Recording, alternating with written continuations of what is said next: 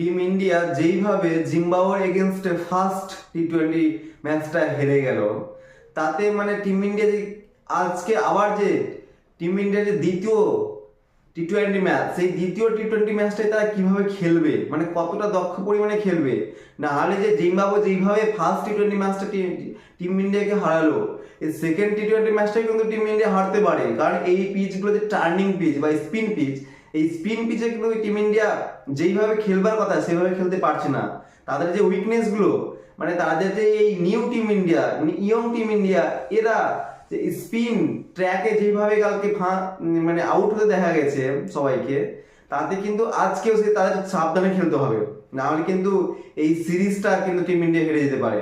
কারণ যদি আজকে বা কালকে 2 দিন যদি পরপর হেরে যায় টিম ইন্ডিয়া, তাহলে কিন্তু এই সিরিজটা যে 5 ম্যাচের সিরিজ, সেখানে 3-2 যদি 2টা পরপর ম্যাচ হেরে যায়, তাহলে কিন্তু টিম ইন্ডিয়া কিন্তু সিরিজ হেরে যাওয়ার চান্স আছে। আর এই সিরিজ হেরে গেলে টিম ইন্ডিয়ার পক্ষে মানে অনেক একটা ধাক্কা, বড় ধাক্কা। যে টিম ইন্ডিয়া ওয়ার্ল্ড কাপ জিতে এসেছে, সেই টিম ইন্ডিয়া শেষমেশ জিম্বাবুয়ের কাছে সিরিজ হেরে যাচ্ছে 5 ম্যাচের টি-20 সিরিজ। যেখানে টিম ইন্ডিয়ায় টি-20-র অবিশ্বাস্য প্লেয়ার যারা আইপিএল এ দুর্দান্ত পারফরমেন্স করে টিম ইন্ডিয়া সিলেক্ট হয়েছে, সেই টিম ইন্ডিয়া অবশেষে হেরে যাবে, সেও ফের জিম্বাবুয়ের এগেনস্টে। এটা ভাবলে যেন কেমন লাগে। কারণ এই যে এই টিম ইন্ডিয়াটা কিন্তু এ টিমের কোনো প্লেয়ারই নাই, যেখানে এ টিমের প্রত্যেকটা প্লেয়ার কিন্তু ওয়ার্ল্ড কাপ খেলে তারা দেশে ফিরে এসেছে, ও তারা কিন্তু এই টিমের সাথে কিন্তু কেউ যুক্ত হতে পারেনি। সেকেন্ড টি-20-র পরে কিন্তু 2-1 প্লেয়ার যুক্ত হবে, কিন্তু তারাও সে সেকেন্ড টি-20 ম্যাচটা খেলবে না, কারণ তারা থার্ড টি-20 থেকে খেলবে।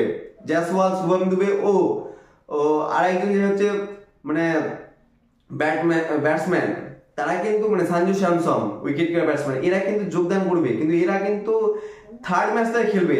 সেহেতু যদি পরপর 2টা ম্যাচ টিম ইন্ডিয়া হেরে যায়, তাহলে কাম ব্যাক করা কিন্তু খুব কঠিন হবে। সেখানে কিন্তু অ্যাডভান্টেজ কারে জিম্বাবুয়ের কাছে, কি জিম্বাবুয়ে এই সিরিজটা জিতে যাবে। কারণ সেইখানে দাঁড়িয়ে, সেই পজিশনটাতে দাঁড়িয়ে টিম ইন্ডিয়াকে পরপর 3টে ম্যাচ কিন্তু জিততে হবে, তাহলে কিন্তু সিরিজটা জিতবে। আর এই টিম ইন্ডিয়া যদি আজকে জিম্বাবুয়ের এগেনস্টে হেরে যায়, তাহলে এই সিরিজটা হেরে যাওয়ার মুখ্যম মানে সুযোগ থাকবে টিম ইন্ডিয়ার কাছে, এই সিরিজটা হেরে যাবে তারা। তো জিম্বাবুয়ে কিন্তু এই সিরিজটা মানে জিতে যাওয়ার অনেকটাই তাদের প্রবাবিলিটি হাই থাকবে। তো তারা কিন্তু এই সিরিজটা জিতে গেলে তাদের কিন্তু অনেকটাই কনফিডেন্স হাই হয়ে থাকবে।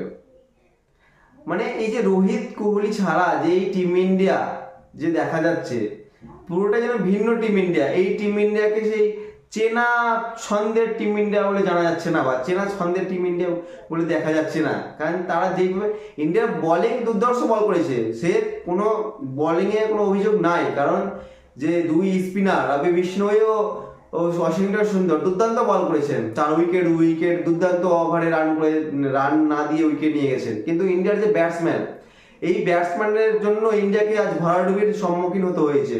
কারণ যে অভিষেক শর্মা আইপিএলে এত দুর্দান্ত ফর্মে ছিলেন, যে কোনো প্রতিপক্ষ টিমকে তছনছ করে দিচ্ছিলেন, সেই অভিষেক শর্মা 0 রান আউট হয়েছেন। যেই রিঙ্কু সিং এত দুর্ধর্ষ ফর্মে ছিলেন, সেই রিঙ্কু সিং 0 রান আউট হয়েছেন। যেই রিয়ান পরাগ 2024 টি-20 আইপিএল এত দুর্ধর্ষ ফর্মে রাজস্থানকে ফাইনালে উঠিয়ে নিয়ে এসেছিল, সেই রিয়ান পরাগ 2 রান করে ড্রেসিং রুমে ফিরে গেছেন। শুভমান গিল এত এক দুর্ধর্ষ প্লেয়ার, তিনি মানে সে তার চেরা ছন্দে পাওয়া যাচ্ছে না তাকে। এমনকি মানে ইন্ডিয়ার যে ব্যাটিং লাইন আপটা, এই ব্যাটিং লাইন আপটা কিন্তু অতটা পরিমাণে শক্তিশালী নয়। ইন্ডিয়ার বোলিংটা যথেষ্ট শক্তিশালী, কিন্তু এই টিম আজকে যে খেলাটা আছে দ্বিতীয় টি-20 ম্যাচটা, সেই দ্বিতীয় টি-20 ম্যাচটাকে ইন্ডিয়াকে কিন্তু জিততে হবে। এখানে কামব্যাক করতে হবে যে কোনো হালে।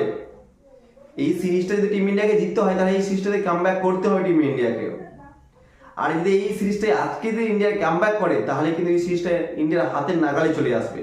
তাছাড়া কিন্তু কোনো সুযোগ নাই টিম ইন্ডিয়ার কাছে। কারণ এই টিম ইন্ডিয়া কিন্তু কোনো রকমের মানে সিনিয়র প্লেয়ার নাই। সিনিয়র প্লেয়ার এই টিমটাই কিন্তু সিনিয়র প্লেয়ার সবজনই অ্যাবসেন্ট।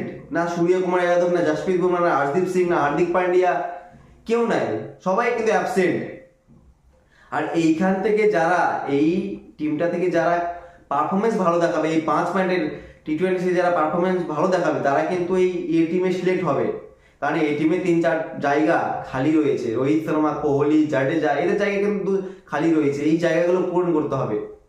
তো এই জায়গাগুলো পূরণ করার জন্য তাদের কিন্তু এই সিরিজটাই দুর্ধর্ষ পারফরমেন্স দেখাতে হবে। যারা এই সিরিজে পারফর্ম করবে তাদের কিন্তু টিম ইন্ডিয়াতে সুযোগ পাবে এই টিমে খেলার জন্য।